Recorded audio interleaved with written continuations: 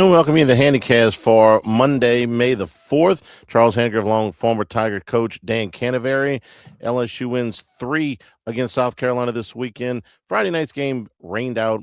LSU wins the first game Saturday 6-1. The second game 7-3.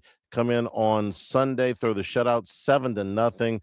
And Dan, for a team that had lost 9 in a row in the league and has really struggled, this was a welcome reprieve because they had chances to win some of those games in the 9-game losing streak, just never panned out. And this time, I understand that South Carolina is not as good as Mississippi State or some of the other teams they've played, but 3 wins are 3 wins, and LSU was glad to get them.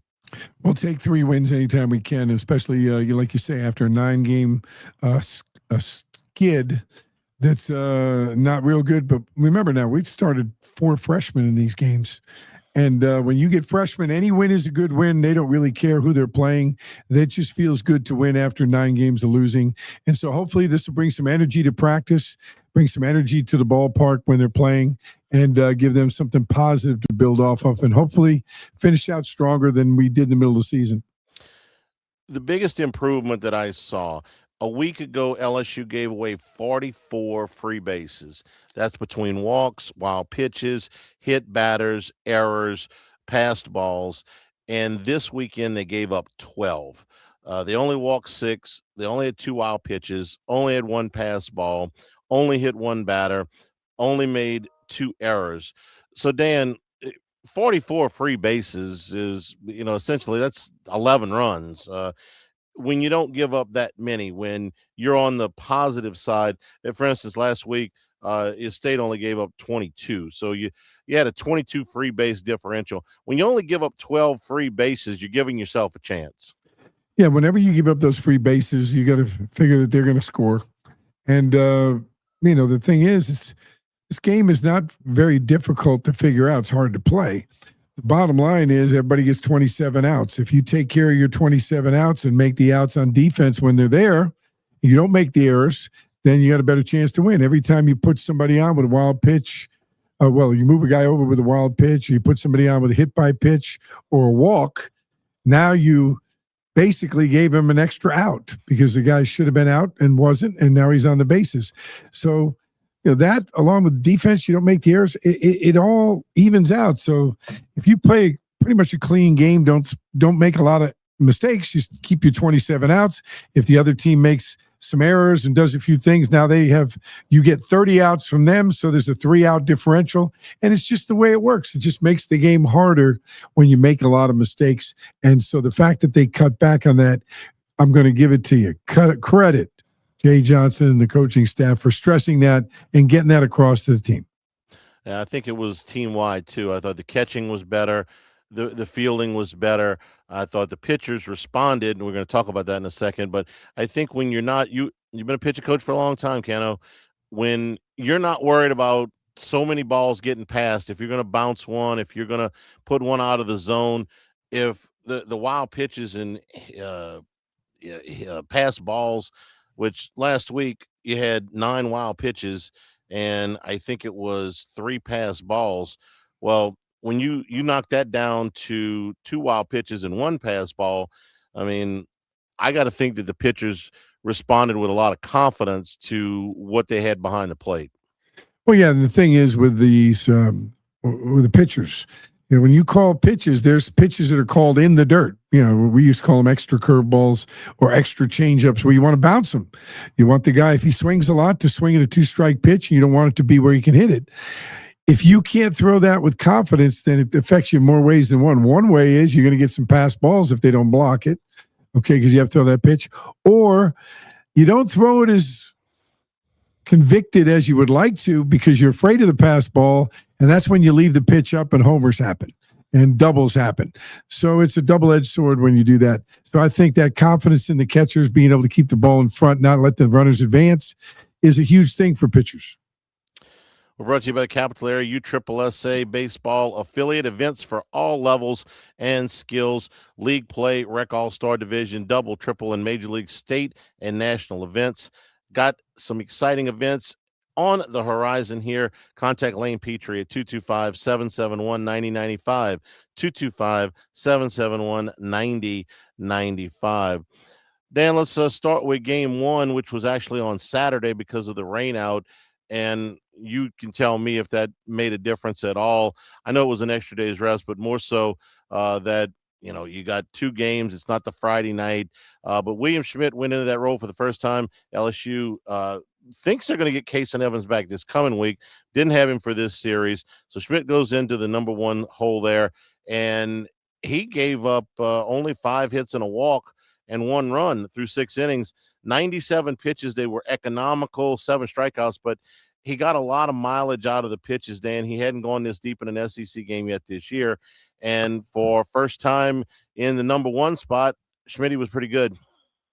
We will take that, and hopefully his confidence grows as he pitches more and more in that one spot. And like you said, if we get Case and Evans back, that gives you another pitcher. So that was a big performance to know that Schmidt can do it. Now the key is, can he do it every week? Can he give you that kind of performance every week? Not only for this year, but it bodes well for next year. We're in the week 12. What do you see different from Schmidt from the beginning of the season to now? More command, more confidence. A lot harder to hit. His breaking balls are a little sharper and better located. So he's worked hard to improve as the year goes along. And, for a guy like him, the command of the 3 pitches is huge. Keeps the hitters off balance because you got the great curveball, electric fastball, throw a little cutter slider with that. And he's really got some things he can work with. Last year we thought he only pitched a couple innings in SEC play. We thought that maybe a little bit of it was mental, that, he was putting a little bit too much pressure on himself. He's a local product, so there's a lot of people he knows in the stands. I don't really see that this year, Dan. I see a much more relaxed pitcher in William Schmidt. Yeah, and again, it's a lot different being a sophomore than being a freshman. You come in as a highly hyped freshman from Baton Rouge. You're excited. You're young. You're going to take the world by storm, and next thing you know, you slap in the face with reality. This is a tougher league. It's a tougher place to play. And now you get an off season to kind of digest your season in your freshman year and put that all together, then come out with a fall and have things you want to work on. You're familiar with the coaching staff. You know where your dorm is. You know where all your classrooms are. You know a lot of your teammates. So it's a normal thing in their second year to have them really develop. And in this case with Schmidt, he's been forced into that Friday night role. And a guy like him who's going to have a major league career in some way, shape, or form, that's the challenge he's looking for. So maybe that might be the adrenaline that he needs to step it up a notch the rest of the way. And we're going to talk about this more in a few weeks or whenever the season ends. But after your second year, for a guy like Schmidt, who's got big time professional ambitions, what do you do in the summer? Is it when you're looking at a pitching prospect and you say, okay, the best thing for him to do is to go to the Cape Cod League, or the best thing for him is to go to another league, or maybe the best thing is for him to rest the arm during the summer and maybe stick around Baton Rouge and work on his game there, maybe go to summer school. What goes into the thought process on how these kids spend their summers, the pitchers specifically? Well, one, if he's been in the program for 2 years and he's been pitching and he's pitching heavy for you right now, I think you shut him down for the summer, have him stay on campus, get ahead because he's going to get drafted. He's not going to stick around for 4 years. So get ahead with your education, be on campus, work with a strength coach, work with the trainer, work with a physical therapist, do a lot of, prehab is the new word in baseball now, little arm care before it gets hurt, and get ready for the season because let's face it, after next year, when next year starts, he's going to be going full bore in the fall. He'll take a little break, and then he'll come back full bore in the spring. And when the season's over, he's going right into pro ball. He'll be pitching for them. So it's a long season next year, going to take him into September. So it's probably a good idea to do rest and rehab over the summer and build yourself up, try to work on some weaknesses and get ready for the following year and the draft afterwards. Same thing with Case and Evans? Same thing. Yeah, same thing. And of course, he's got to heal. So getting the rest will help him out and get him 100% and really do a lot of things to help prevent that injury from coming back once it's healed. Jay Johnson sounded very confident about that when he talked about Case and Evans, that there was no damage, that this was just some soreness. So we'll see if we see him back in Athens this week when LSU takes on Georgia. Located in the heart of downtown Hammond, Cina, an upscale Italian restaurant serving traditional dishes in contemporary fashion, inspired by the abundance of fresh local produce and the ways of old. Cina, creating a unique dining experience. Their goal is to use local ingredients and delicious recipes to create an exceptional dining experience and a fresh and inclusive atmosphere that can be enjoyed by everyone. Cina in the heart of downtown Hammond. All right, let's move to game two. And later on, I'm going to get you to talk about what happened in between the games, which was the reunion of the 96 team.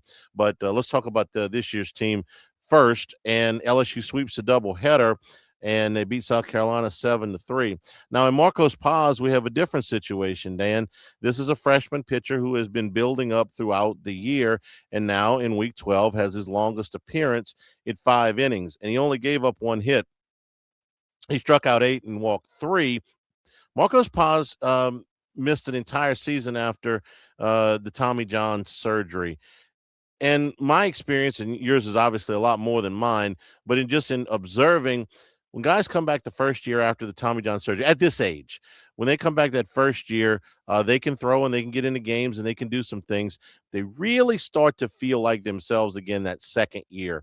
And Paz is, well, not quite to that second year, but as my old friend Jim Hawthorne would say, he's gaining on it, bud. He's starting to look like that dazzling prospect out of Texas. The slider is a plus pitch. And one of the big things that I'll be excited about next year, if Paz can finish strong here in the last few weeks going into next season, he's going to be a real integral part of this rotation. Well, you got 2 things that he's kind of fighting. He's fighting, of course, coming back from Tommy John, and he's a freshman in the SEC. I mean, so that's a big challenge for him. He's a top prospect. But the one thing I've found through the years, the hardest thing for these kids coming off Tommy John surgery is you're going to throw, like you said, Charlie, they're going to be able to throw. They throw their pitches, but they've got to get in that competition and get to the point where they forget they were hurt. They cut it loose 100%, and then they figure out it doesn't hurt anymore. This thing is healed, and then hopefully they take it from there and they get back to the form they were before they got hurt. Is most of it, Dan, worrying about cutting it loose, hurting it again? I mean, I know you can kind of give an idea for people out there that have never had to deal with this, what a long, grueling process to rehab is on this. And if you spend that much time rehabbing, the last thing you want is to overdo it because you think you're going to hurt it again. You're going to have to start over, which is just a devastating idea for anybody that's had to go through this. So you've had a little experience with players that have had to come back from this injury. It's a long process. You can't skip steps. And that mental barrier, sometimes that's the toughest part. Yeah, slow and steady. You got to stay with it. And again, for a kid that's coming out of high school, he's an athlete. He's young, full of energy. Us old guys, Charlie, when we come through rehab, we're not the same way. But yeah, they're going to, okay, he tells me it's going to be 10 weeks. I'm going to get it up to 8 weeks. They're going to compete with the rehab. And when you do that, you're in trouble. Okay, so what they have to learn is the patience, and the longevity of it all. And you got to stay slow and steady. You can only do what the physical therapist tells you what to do. And that's a hard process. But in a way, I think it's good for these young guys and these young pitchers, despite you don't want them to have Tommy John. But the fact that they have to go through that slow, steady process and have a lot of self-discipline. And I think that helps them down the line as a pitcher. And also it helps them to learn how to overcome adversity and not get frantic if something bad happens. 34 strikeouts in 23 2/3 innings this season for Paz. So you can see the stuff is there. 19 walks, but only 1 in this game. So the command is starting to come around too. So Dan, I'll ask you the same question I asked about Schmidt. Now this is a different situation. Paz was out an entire season. He's worked his way back this year. He's thrown 23 2/3 innings this year so far with a little bit of season left to go. Now, where Schmidt's up at 60 innings and Evans is up at 52 innings, Paz is down at 23 innings. So would the plan be to pitch him more in the summer, wherever that may be, at the Cape or another league or what have you, or would you shut him down too? I think the plan would for a guy like Paz would be to pitch more if he's healthy and he doesn't carry a lot of innings. So depending on how we are at the end of the year, they might cut back on his pitch count so that they don't get him worn out for the summertime, knowing that he's going to have a chance to develop. And then maybe if he goes away over the summer and plays some summer ball, when he gets back in the fall, they can cut back on him early in the fall and just kind of have a light fall and then ramp him up for the season in January. And I found out a little bit about this. I was working first couple of seasons with the Rougarou that a lot of these guys go to these summer leagues with an instruction manual. They're like gremlins, okay? Like you can only throw him 3 innings, or you can only start him, or you can only use him in relief, or you can only use that comes from the agent. They come with an instruction manual from whatever head coach is sending them to you. So if you were writing an instruction manual for Marcos Paz to go in the summer, what would it look like? Limit yourself to 60, 70 pitches. Go out there, be a starting pitcher, make sure you get time to get loose. And let's go out there and try to compete, work on your secondary pitches and try to get those up to speed because we know you've got the fastball. And just try to stay healthy and just work on your game. Take it for what it is. We're brought to you by Dependable Storage, climate control units, indoor and outdoor RV and boat parking in Baton Rouge, Houma, Jefferson, New Orleans, Prairieville, Slidell, Youngsville. Climate controlled storage unit. If you're a student or if you've got a student at LSU or Southern or anywhere in South Louisiana and you need to have their furniture and their stuff stored, maybe they're going home for the summer, coming back in the fall, Dependable Storage can help you out. You can use their moving truck for your first move in, an extended network of locations. They're climate controlled, so you don't have to worry about the heat and humidity here in South Louisiana damaging your stuff all throughout South Louisiana and into Mississippi. Dependable Storage can help you out. If you're moving, if you just got things that you need stored, let Dependable Storage help you out. Like Skip Bertman says, Dependable Storage, we want your stuff. Go to dependablestorage.com. Let's move to Sunday's game. And this is old, reliable Zach Cowan. Dan, I don't know if he reminds you of anybody. Maybe you can, kind of give me your thoughts, but Zach Cowan, who was named co-pitcher of the week in the league this week, for LSU to keep their postseason opportunities mathematically alive, they had to win these games. And Cowan gave him 4 shutout innings on Tuesday night against Southeastern and gave him 6 shutout innings on Sunday against South Carolina, and LSU won the game. He only gave up 2 hits and a walk. It was about as clean an outing as you can get. This guy has played a lot of college baseball, from being the Wofford Ace to being LSU's closer at times last year, a spot starter. He's done a little bit of everything, and I don't know if there's anybody he reminds you of. There's a guy that's in my head that he doesn't look anything like him, but the role is the same, and that's Chris Demouy, who I think was with you guys this past weekend. Demouy could start. He could go long. He could go short. Sometimes he could close. Cowan's been every man for LSU. Another guy like that, I agree with Demouy, who's, in my mind, one of the greatest left-handers we ever had because of his versatility and how he could do anything. Another guy like that, believe it or not, is Kevin Shipp. Was very much like that. Shipp started for us, closed for us. We called him the Iceman. We saw him this weekend because he had ice in his veins. I think Cowan's the same way. The pressure doesn't affect him. But his pitching style, he's a right-handed Lane Mestepe. Ooh, that's good. That's good. Fastball, change up, a little bit of breaking ball, great command, nothing overpowering, knows how to pitch, great competitor. Mestepe was one of my favorites. Throw strikes, and that guy was the ultimate strike thrower. I thought Cowan was terrific. And Santiago Garcia, who has done some nice things, I think, in the second half of the season, Dan. There's some real potential there with the young fellow. The big thing with Santiago Garcia is the consistency. I've watched him pitch and seen him pitch throughout the season. He has a great outing, then he has an average outing, and right in the middle of an outing, he can kind of lose it a little bit. And I think, learning to maintain and come out every time with the same stuff, the same expectation, the same production is what Jay Johnson's looking for him. He could be a guy like next year. and hopefully this year, but also next year, where he can be a guy that can be that lefty you want out of the pen when they've got, three lefties out of the next 4 or 5 hitters, where he can come in and give you some outs in the middle of the game or before the closer from the left side. This summer, if you're bringing a youth league team to Baton Rouge, let me recommend the Marucci Sports Campus Tour. When the kids aren't playing, you're looking for some things to do with them. Let them go out and see the top bat maker in all of baseball, Marucci Campus Tour. You get to go and look at how they do it at Marucci. You get to go and tour the wood shops, the paint booths, the finishing rooms, all of the interactive museum-style exhibits. You learn how they crafted these bats, how they went from a backyard shed in Jack Marucci's backyard to the very top of Major League Baseball. You go to the gift shop, you shop exclusive limited edition gear. You can get Monday through Friday from 10 a.m. to 1 p.m. Reservations required, but you can also contact them for after hours outside of 10 a.m. to 1 p.m. Private groups tours that includes your youth teams. Go to maruccisports.com/campus-tour, maruccisports.com/campus-tour. Dan, they're playing a lot of freshmen right now for 2 reasons. Number one, because in a lot of these cases, they give LSU the best chance to win, but obviously also for the future.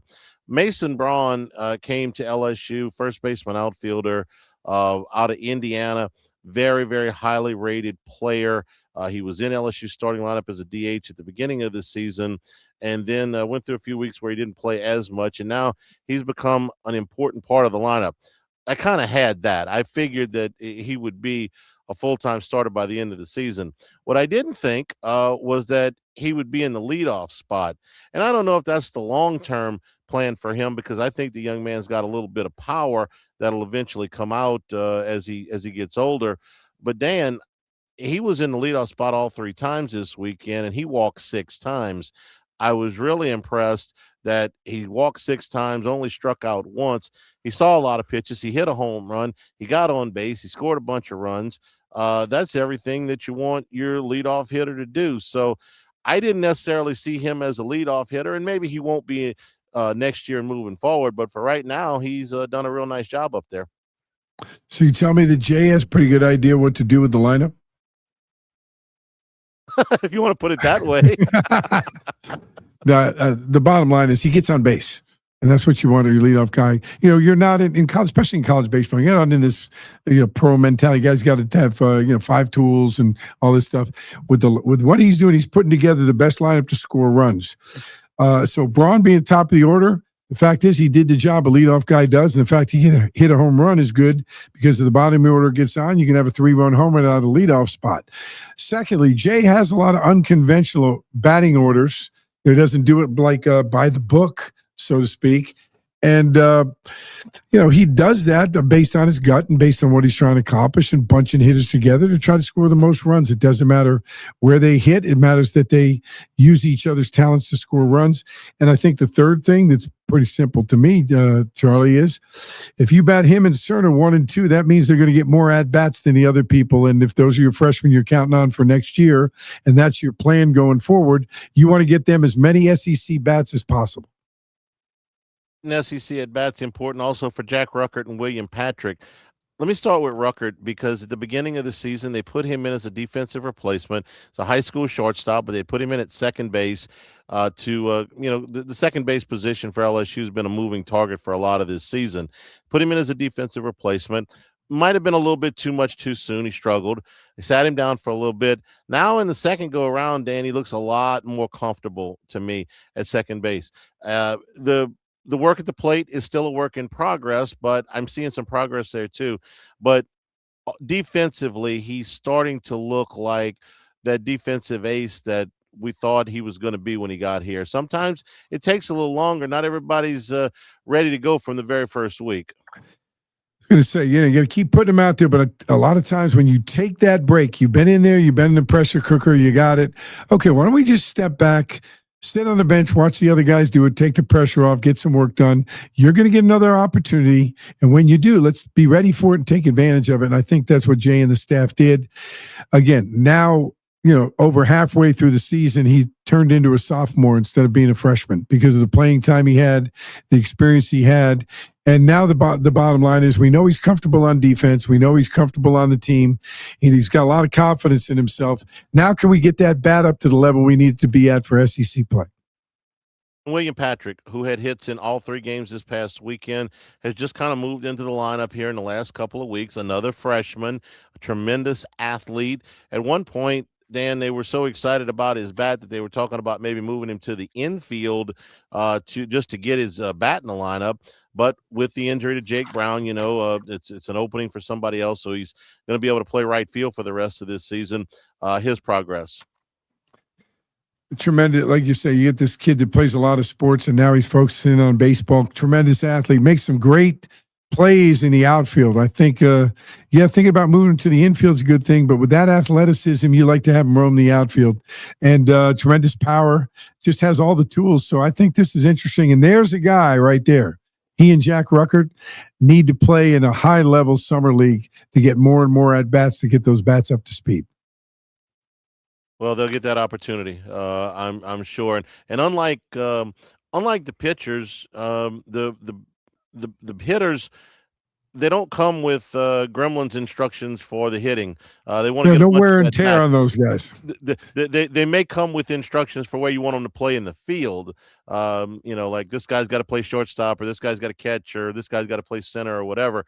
But the at bats, yes, more. That can only help you. Brought to you by everythinglsu.com. You're looking for your LSU gear. Listen, we get into summertime, everybody's going to kind of take a break, get ready to go. But this fall, you're talking about one of the most exciting LSU sports seasons, I think, ever coming up. New football coach Lane Kiffin, new basketball coach Will Wade, Jay Johnson and Kim Mulkey and Beth Tarina. A lot of success on the campus coming up next year. I can feel it, Dan. Get your gear at everythinglsu.com. They got your Lane Train T-shirts, long sleeve and short sleeve, sweatshirts, decals, hats, lots of the black and white polos, the purple and gold polos, the Sailor Mikes, the Lynn Rollins specials, pucker up and kiss that baby goodbye, national championship gear from last year, hats as well, hoodies, lots of things LSU. In fact, it's everything LSU. So go to everythingLSU.com. Order shipping out of Baton Rouge. All right, Dan, finally, before we wrap things up, let me 2 things.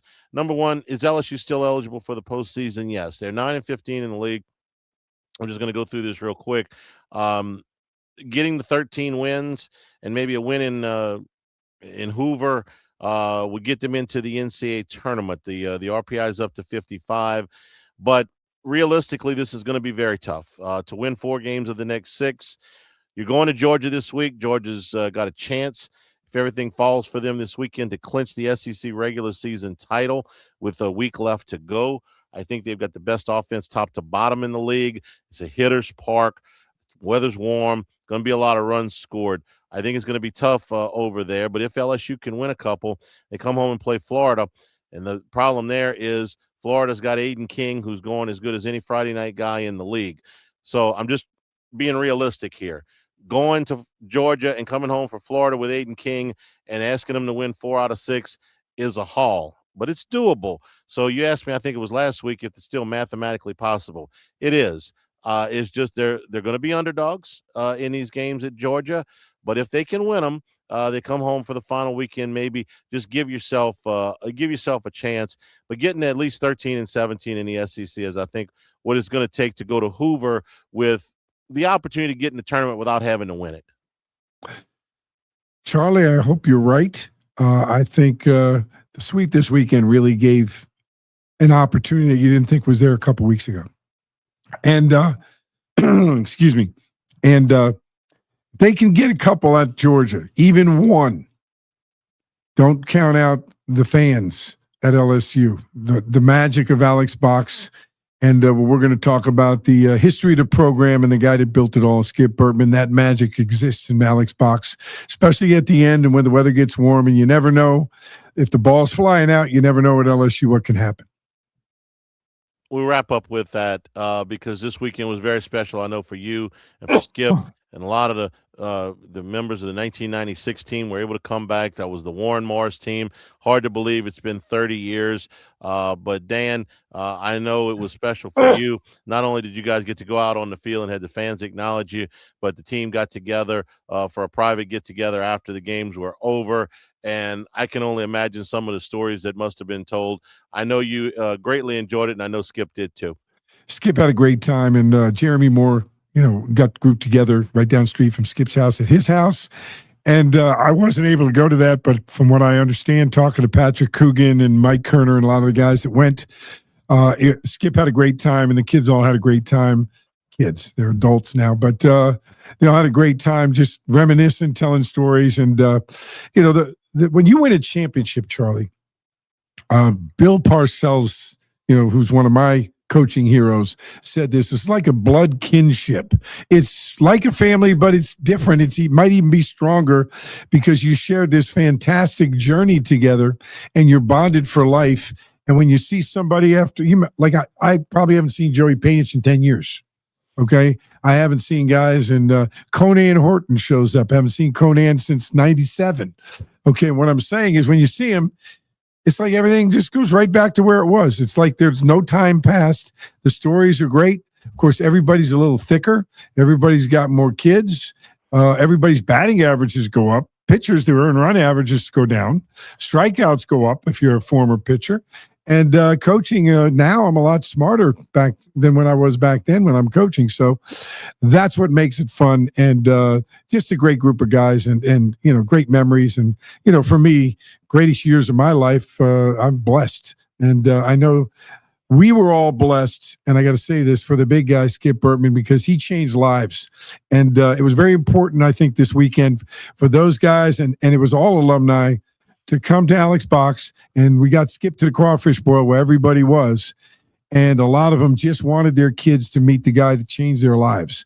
And I think that was important for the kids on the team, the kids of the players, and for the players themselves, but even so for Skip, because that's why he did it. I mean, I know Skip as well as anybody, and he did it to change lives. He wanted to influence young people. He wanted to be the person that made them a better person, and he certainly filled that role.